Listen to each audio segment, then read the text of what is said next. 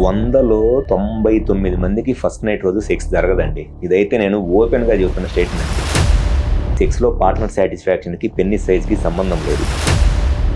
ఓపెన్గా చెప్పలేని ఫీమేల్స్ అనే ఒక సింపుల్ మాట ఏంటి అని అంటే 40 years బిలోనే మనకు ఈ ప్రీమెచ్యూర్ ఎజాక్యులేషన్ కానీ లేదా ఈ అంగస్తంభన లాంటి సమస్యలు మనకు కనబడుతున్నాయి. వాళ్ళు అంత బిడియపడి మీ దగ్గర రాకపోవడానికి గల కారణాలు ఏమని మీరు భావిస్తున్నారు? సెక్షువల్ ప్రాబ్లం కూడా one of the health problem, అంతేగాని దాన్ని ఏమి స్పెసిఫిక్గా చూడాల్సిన అవసరం లేదు. కానీ చాలామంది మగవాళ్ళకి ఏంటంటే అదొక మేల్ ఈగోయిజం ఉంటుంది.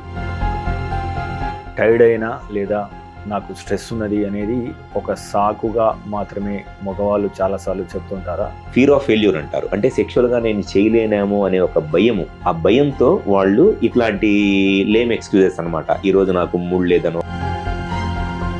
What is the average time of sex? Normal sexual time వచ్చేసి మినిమమ్ ఎన్నిసార్లు చేయాలనేది. సో 25 years ఏజ్లో ఉన్నప్పుడు వీక్లీ, కానీ 50 years ఏజ్లో ఉన్నప్పుడు అట్లీస్ట్ వీక్లీ